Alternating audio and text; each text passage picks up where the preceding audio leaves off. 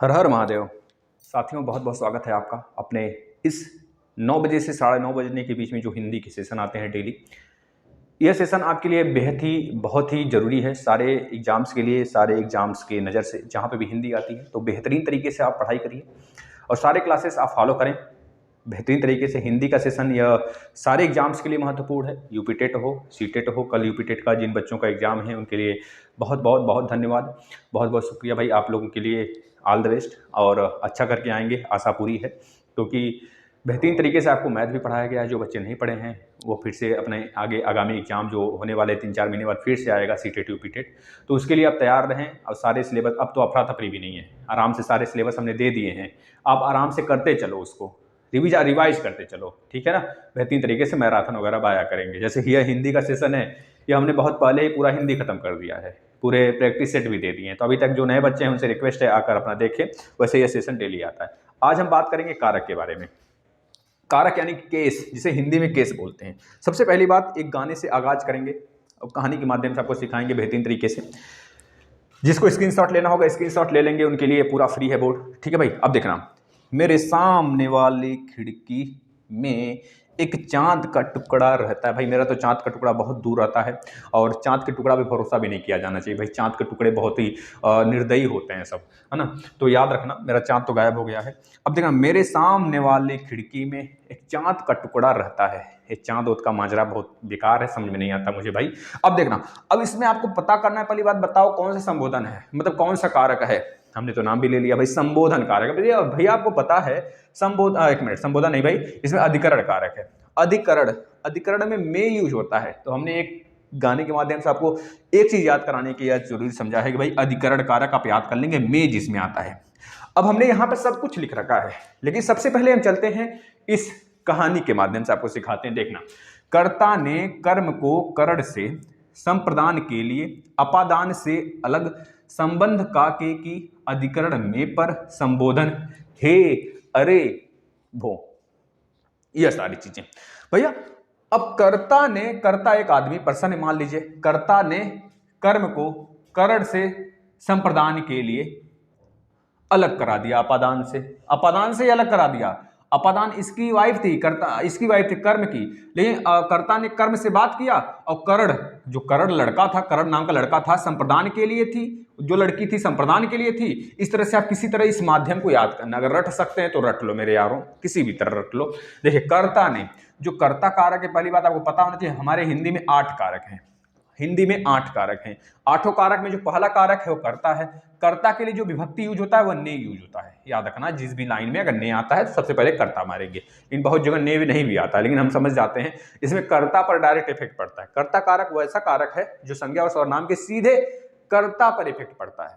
समझ रहे हैं ना, जो भी हो रहा उसमें कर्ता ही कारक होता, कर्ता ही कर्ता धरता होता है। इस तरह से समझ लीजिए ये कर्ता हो गया। मतलब कि अगर बोले अंशु ने भोजन किया, अंशु ने भोजन किया, किसने भोजन किया, अंशु ने, तो अंशु यहां पे क्या हो गया, कर्ता कारक हो गया। एक और एग्जांपल ले लेते हैं, जैसे बोले तृप्ति, तृप्ति कविता की रचना कर रही है, तृप्ति कविता की रचना कर रही है। कौन कविता की रचना कर रही है, तृप्ति कर रही है। तृप्ति ही इसमें कारक है। कौन सा कारक है, तृप्ति नहीं, तृप्ति कर्ता कारक है, कर्ता है। तृप्ति ने आया तो कर्ता ने, कर्ता ने से आपको याद आ जाएगा कर्ता ने कर्म को, तो यानी कि कौन सा कारक हो गया, कर्ता कारक हो गया भाई सेंटेंस में। अब इसके बाद कर्म को, कर्म को, कर्म क्या है, दूसरा हमारा कारक है और उसकी विभक्ति क्या है, को है। को यहां पे देखिए 2 लिख रखे हैं हम, 2 3 4 5 6 7 8, 8 कारक है हमारे। अब यहां पर कर्म दूसरा कारक है, कर्म के लिए जो विभक्ति आएगा वो को आएगा। अब कर्म क्या होता है भैया, संज्ञा अथवा सर्वनाम के जिस रूप पर क्रिया को, क्रिया का फल गिरता है, जिस रूप पर क्रिया का फल गिरता है। पहले में क्या था, कर्ता खुद कर्ता धरता था, अब इस बार क्रिया का रूप जिस पे गिरता है वही हमारा क्या होगा भैया, कर्म कारक होगा। याद रखना भैया, कर्म कारक के लिए को आता है सेंटेंस में। जैसे कि बात करें, सीमा ने तनिषा को पीटा, सीमा ने किसको पीटा, तनिषा को पीटा। सीमा तो कर्ता हो गई पीटने वाली, लेकिन पीटी किसको, कर्म क्या किया उन्होंने, पीट दिया तनिषा को भाई, पिटा गया ससुरा ठंडी में, ठंड में, तो तनिषा हो गया पिटौर, यानी कि भैया कर्म कारक हो गया, वही काम हो गया किसका, सीमा का, सीमा जो पीट दी, तो हो गया भैया क्या, यह हो गया हमारा कर्म कारक है। देखना बहुत सारे बच्चे इसमें लगा देंगे ने देखकर कर्म कर्ता लगाते हैं, जो सीखते हैं, लेकिन आपको इसमें पूरा का पूरा देखना है। कर्ता ने तनिषा को पीटा बोला गया ना, तनिषा को, तनिषा को, तो ये को आया है किसके लिए भाई, कर्म के लिए आया है, कर्म को। तो इस तरह बता देंगे तनिषा को पीटा गया है, यानी कि को जो आया है कर्म कारक यहाँ पे दिखा दिया हमें। एक और एग्जांपल ले लीजिए, कोई सब एग्जांपल अपने से बना लीजिए। विनय पुस्तक पढ़ रहा है, विनय क्या पढ़ रहा है, पुस्तक पढ़ रहा है, पुस्तक पढ़ रहा है, तो पुस्तक यहाँ पे क्या होगा, कर्म कारक, उसका काम ही है, कर्म ही है पुस्तक पढ़ना, तो पुस्तक वो पढ़ रहा है, तो पुस्तक जो है कर्म कारक यहाँ पे शो हो रहा है। ठीक है भाई। करण से, अब करण हमारा तीसरा कारक, करण के लिए जो हमारा विभक्ति होगा से आएगा, यहाँ पे देख लेना, कर्ता के लिए ने विभक्ति, कर्म के लिए को विभक्ति, करण के लिए से और द्वारा विभक्ति आता है। तो करण से, तो करण जो है से, यहाँ पर से विभक्ति आ रहा है, मतलब जिस साधन से अथवा जिसके द्वारा क्रिया पूरी की जाती हो उसे ही संज्ञा कहते हैं। मतलब अगर एक एग्जांपल ले लें बहुत बढ़िया वाला, जैसे अपर्णा, अपर्णा ने अर्पिता को डंडे से मार दिया, भैया डंडे से मारा, कौन मारा, अपर्णा ने मारा, किससे मारा, डंडे से मारा। तो यहाँ जो डंडा है ना, डंडे से, तो से, डंडे से के लिए करण कारक, तो डंडे से मारा गया है ना भैया, बहुत ठंडी में बहुत देखो मार पड़ रही है, तो डंडे से, तो डंडा क्या हो गया भैया, यहाँ पे करण कारक हो गया। इस तरह से याद रखना, से हमको बता रहा है विभक्ति और डंडा बता रहा है करण कारक, तो यहाँ पर क्या हो जाएगा, करण कारक हो गया इस लाइन में। जैसे बोले स्नेहा, स्नेहा लेखनी से लिखती है, स्नेहा किससे लिखती है, लेखनी से लिखती है, तो लेखनी यहाँ पर क्या होगा, करण कारक होगा, क्योंकि लेखनी से लिखा जाता है। यहाँ पर लेखनी से यानी करण में हमने बताया भैया, यहाँ पर किसी भी इंस्ट्रूमेंट का प्रयोग किया जाता है, साधन का प्रयोग किया जाता है, तो यहाँ पर लेखनी का प्रयोग किया जा रहा है अपना काम पूरा करवाने के लिए, तो हो गया हमारा क्या, लेखनी करण कारक। कभी कभी क्या होता है, से और जो इसमें द्वारा आता है, इसमें द्वारा भी आता है, से और द्वारा दोनों आता है करण में, तो से भी नहीं दिखता है, द्वारा भी नहीं दिखता है, आदमी कंफ्यूज जाता है कौन सा कारक है। जैसे कि एग्जांपल ले ले, न आंखों देखा न कानों सुना, न आंखों देखा न कानों सुना। अब आपसे पूछा गया कौन सा कारक है, तो आप कंफ्यूज, लेकिन इसमें अगर थोड़ा सा और जोड़ दें, न आंखों से देखा न कानों द्वारा सुना, न आंखों से देखा न कानों द्वारा सुना, अब समझ में आ जाएगा भैया, यहाँ पे तो करण कारक है, क्योंकि भाई इसमें से भी आया, द्वारा भी आया है, लेकिन वहीं उसी जगह जो से होता है, द्वारा होता है, बहुत जगह छुप जाता है, तो आपको पूरा अच्छे से पढ़ना है। उसके बाद आपको लास्ट में यह पता करना हो अगर कौन सा कारक है, तो आप सीधा सारा कारक पहले पहचान लोगे, नहीं मिलेगा तो आप उसमें से और द्वारा लगा के फिट करोगे, अगर फिट हो गया तो करण कारक आपका हो जाएगा। इस तरह से पहचानते हैं, और बड़े बड़े एग्जाम में ऐसे ही प्रश्न आते हैं। अगला संप्रदान कारक, संप्रदान कारक के लिए भैया के लिए यानी जिसके लिए कोई क्रिया की जाती है, जिसके लिए आप करते हो वही संप्रदान कारक होता है। अपना तो भैया अकेला है, अपने लिए कोई क्रिया नहीं करता, अकेला क्रिया करते हैं प्रभु भोलेनाथ हमारे साथ हैं। सुरभि भाई के लिए मिष्ठान लेकर आती है। भैया भाई बहन में कितना प्यार होता है, उससे ज्यादा प्यार तो किसी में होता ही नहीं, किसी लड़का मतलब किसी भी फीमेल और मेल में जितना भाई बहन में माता और बेटे में होता है। तो सुरभि भाई के लिए मिष्ठान लाती है, क्या मिष्ठान लाती है सुरभि, किसके लिए, भाई के लिए आया ना, यहाँ पर के लिए किसके लिए आया है भाई, भाई के लिए आया है, भाई के लिए मिष्ठान लाया गया किसके द्वारा, संप्रदान यानी कि सुरभि के द्वारा। यहाँ पर दूसरे के लिए मतलब जिसके लिए क्रिया किया जाता है वही इसमें हमारा क्या होता है, संप्रदान कारक, यानी के लिए के कारण यहाँ पे भाई क्या हो गया, संप्रदान हो गया। इस बात को याद रखना। जैसे बोले बच्चे को गोद लाओ या फिर गोद लो, बच्चे को गोद लाओ या फिर गोद लाओ, मतलब कि बच्चे को, तो को यहाँ पे जो आया है ना बच्चे को, तो ये भी हमारा संप्रदान कारक को संबोधित कर रहा है। ठीक है भाई। अब आगे आ जाते हैं अपादान कारक। अपादान कारक का मतलब क्या हो गया भाई, देखना आगे, अपादान से अलग होना। अपादान का मतलब ही होता है अलग हो जाना। ठीक है, जिस संज्ञा अथवा सर्वनाम से हमें यह पता चले किसी वस्तु का अलग होना पाया जाए वही हमारा क्या हो जाए, अपादान कारक हो जाता है। मतलब वृक्ष से पत्ते गिरे, वृक्ष से फल गिरे, जैसे न्यूटन बाबा बैठे थे तब तक फल टपका, तू 2-3 साल कोमा में चले गए कि भैया ये कहाँ से फल गिर गया, ससुरा ऊपर क्यों नहीं गया, नीचे ही क्यों आ गया, इसको ऊपर जाना चाहिए था, नीचे ही क्यों आया, तू लगे पगलाने उसी में, खोज दिए जी की वैल्यू। आज हम लोग उसी में पगलाए रहते हैं जी की वैल्यू निकालने में, न्यूटन का कड़ी का सिद्धांत वगैरह वगैरह वगैरह। तो इसी प्रकार से कोई भी वस्तु जब नीचे गिरी तो टूट गई, पत्ते से पत्ता गिरा तो पत्ता अलग हो गया भैया, पेड़ से सेब गिरा फल गिरा तो फल अलग हो गया, ईटा पत्थर पानी सानी गिरा तो सब अलग हो गया ना, बादल से पानी अलग हो गया। इस प्रकार से पेन आपने तोड़ दिया तो दोनों अलग हो गए, गुंडी ये टूट गई मतलब यह वाला इससे अलग हो गया, मतलब अलग होना पाया जाए, समझ रहे हैं, दोबारा जोड़ने में दिक्कत हो, इस तरह समझ जाओ, फेविक्विक वगैरह लगाना पड़े हमें हम लोग को, तो यह हो जाता है अपादान कारक। यहाँ पर दोनों में ध्यान समझना भाई, अंतर बहुत बेहतरीन अंतर है। से आपने 2 जगह से पढ़ा होगा, एक करण के लिए भी पढ़ा है, एक आपने अपादान के लिए पढ़ा है। तो अपादान का मतलब अलग हो जाना, सीधा सीधा अलग।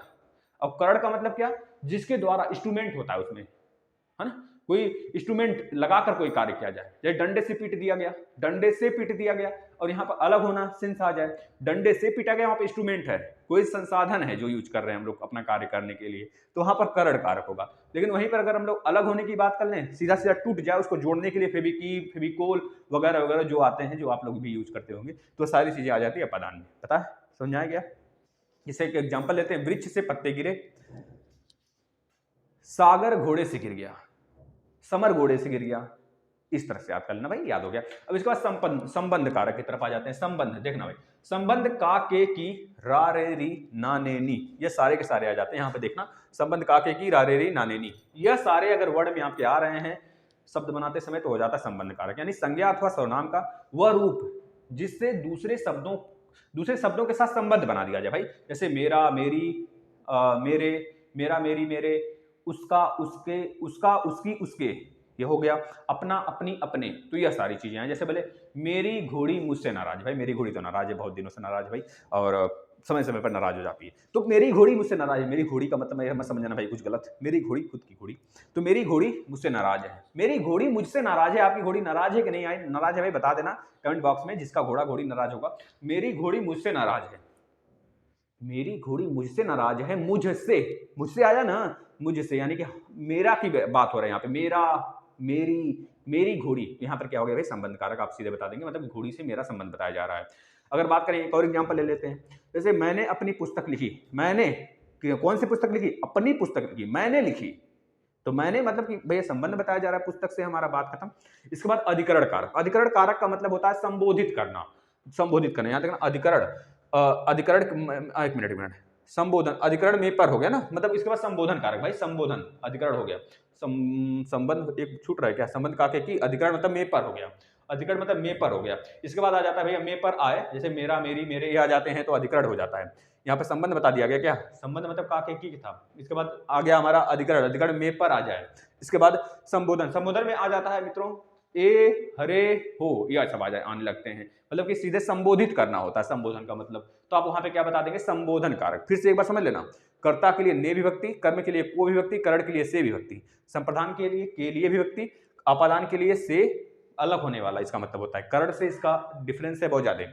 संबंध का काके की, और उसके बाद अधिकरण में पर और पर, में पे पर आ जाता है, इसमें याद रखेंगे भैया, वहां पे लिखा हुआ है, भीतर भी आता है।